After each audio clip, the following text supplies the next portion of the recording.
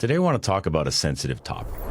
This topic is going to make some people uncomfortable. Now, there's a lot of misinformation out there creating a smokescreen around the true facts surrounding alcohol consumption. We've been told for decades that moderate alcohol consumption is health promoting. Now, where did that idea come from? In the mid-1980s, we started seeing research appearing in the medical literature about the French paradox. The French paradox is the idea that even though the French consume high amounts of saturated fat, they have a lower incidence of heart disease than most other nations. Now, if you're a regular listener of the show, that apparent paradox shouldn't take you by surprise. Just because you can associate a particular health outcome to a lifestyle habit doesn't mean that that lifestyle habit caused the outcome in question. Not only that, many of those studies were financed by the wine industry themselves. Now, you've always got a question and say, well, who paid for this? And I think that's something worth considering here in a lot of those studies. To isolate a single ingredient like the resveratrol that's found in red wine and claim that that's the reason for the lower rates of heart disease among French people is a stretch to say the least. There's more going on here than meets the eye. Let's talk about it.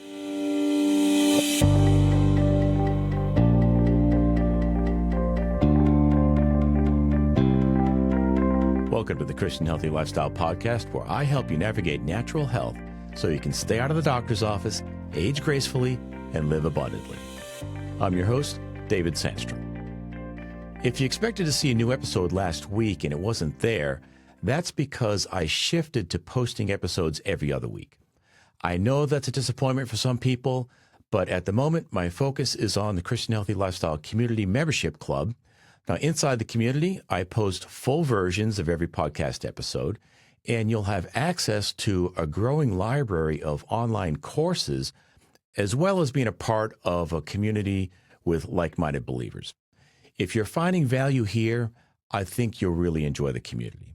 Go to my website, christianhealthylifestyle.com/membership to learn more. As I said in the opener, today we're going to be talking about alcohol consumption.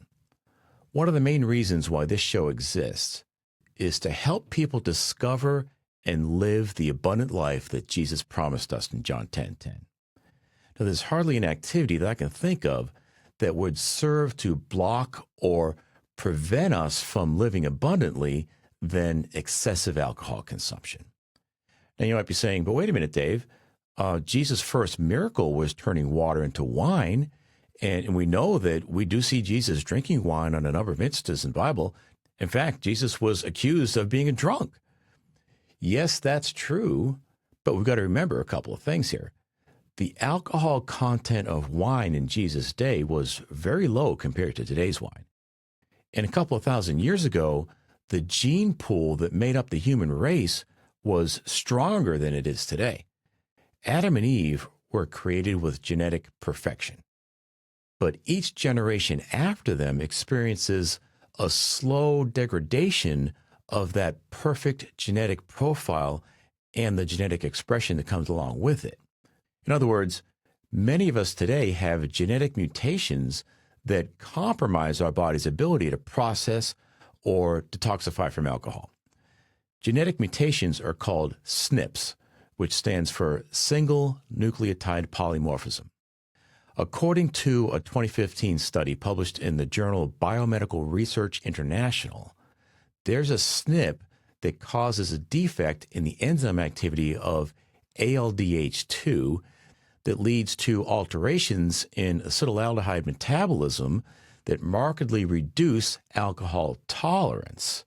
Now, I know that's kind of, a very technical way of saying it, but in other words, this SNP can make someone a lightweight when it comes to alcohol consumption. And that person is more susceptible to the adverse effects of alcohol. So we can't really compare alcohol consumption 2,000 years ago with our population today. We're just not comparing apples to apples. Not only are our genes not as good as they used to be 2,000 years ago, but our total body load is far greater than it was in Jesus' day. Things like chemical pesticides, herbicides, and fertilizers that are used in agriculture, Wi-Fi radiation from cell phones and other wireless technology, car exhaust, along with many other lifestyle factors, contribute to a total body load that we're carrying that the people in Jesus' day just weren't burdened with. So as a result, if we're going to protect our health, we've got to be more proactive. We've got to be more careful than people had to be in Jesus' day. Now, alcohol is a poison. It's toxic to our bodies, and if we drink enough of it, we die. Now, I don't think you need to be a rocket scientist to figure out that any amount is harmful to our bodies. There's a growing body of research that suggests that consuming even small amounts of alcohol is harmful. When you ingest ethanol, that's the alcohol that's in drinks, your body converts it into acetaldehyde. Acetaldehyde is poison. It damages and kills cells indiscriminately. Alcohol devastates your gut microbiome, killing off good bacteria. This can lead to overproduction of endotoxins, along with leaky gut that causes toxins to enter the bloodstream. Alcohol increases the conversion of testosterone to estrogen in both men and women, which can lead to various health issues. Alcohol consumption also alters DNA methylation and gene expression, which significantly increases cancer risk, particularly breast cancer. For every 10 grams of alcohol consumed daily, the equivalent of one beer or one glass of wine, there's a 13% increased risk of breast cancer. That's comparable to smoking 10 cigarettes per day. I bet the wine industry hasn't told you that one. Now, an abundant life requires a healthy, functioning body. Systemic inflammation, increased cancer risk, hormonal imbalances, they all directly rob us of physical vitality and resilience. Alcohol consumption is particularly damaging to our brains. Even moderate drinking, up to 7 drinks a week, increases the risk for vascular brain lesions by 60% compared to non-drinkers. These lesions reduce blood flow and oxygen to the brain, leading to tissue damage and resulting cognitive issues. Another study points to moderate amounts of alcohol, the equivalent of 1 to 2 drinks per day, show evidence of thinning of the neocortex or a loss of brain neurons. So it isn't just about heavy consumption. It's about chronic intake, even at low to moderate levels. How can we live abundantly if our very command center, our brain, is being steadily damaged, impairing memory, mental clarity, and our decision-making? One of the problems with alcohol consumption is repeated exposure reduces alcohol's effects. In other words, you get less of the initial feel-good dopamine spike and a longer, more robust punishment signal. That process leads to more to chase that initial feeling, deepening the negative impact. Chronic drinking also changes brain circuits, those circuits that control habitual and impulsive behavior, making individuals more impulsive even when they're not drinking. Not only that, one study reports that heavy drinkers on average died 13 years earlier than non-drinkers. Addiction and dependence are the antithesis of the abundant, free life that Jesus offers. Lost years, impaired judgment, and a life revolving around substance abuse significantly diminish our God-given potential and joy. However, with that said, I think there is a side of alcohol consumption that's worth mentioning, and that is, although harmful to the body, a closer look at the research reveals a connection that's been clearly established. It's harmful to the body. Alcohol can be good for the soul, especially in the context of relationships. In a social situation, a celebration like a wedding or a New Year's celebration, or maybe a romantic evening with your spouse, occasional light alcohol consumption can certainly contribute to joy and peace, which are absolutely health promoting. So it's worth asking, Could small amounts of alcohol consumption actually be beneficial to our health? Could there be a net benefit? I think the answer to that question is as unique as the individual. But I believe, as health enthusiasts pursuing the abundant life in Christ, we should all do some serious reflection and ask ourselves, how does alcohol fit into my healthy pursuits? The question is, where do we draw the line? How do we know when to say when? I think a good question to ask is my alcohol consumption helping or harming my pursuits of staying out of the doctor's office, aging gracefully, and living abundantly? The answer to that question is up to us as individuals. But I think we'd all be well served to do some serious reflection and even spend some time in prayer over this issue. You don't have to be an alcoholic to make the choice to severely cut back on alcohol consumption or even eliminate it altogether. If someone does have a problem with alcohol, I want to address the elephant in the room. I believe 12-step recovery programs, although well-intentioned, have a fatal flaw. And that flaw is they encourage participants to identify themselves as an alcoholic for life. At the start of many AA meetings, people are encouraged to introduce themselves as a lifelong addict. Hi, my name is Bob, and I'm an alcoholic. This produces shame and can negatively impact self-esteem. The idea that I'm damaged goods can become a self-fulfilling prophecy where individuals struggle to see themselves as anything other than their past struggles. As followers of Jesus Christ, we know that transformation is possible. Being transformed is a foundational truth that we find in the Bible. We see it everywhere. Just a couple passages here. 2 Corinthians 5:17. Therefore, if anyone is in Christ, he's a new creation.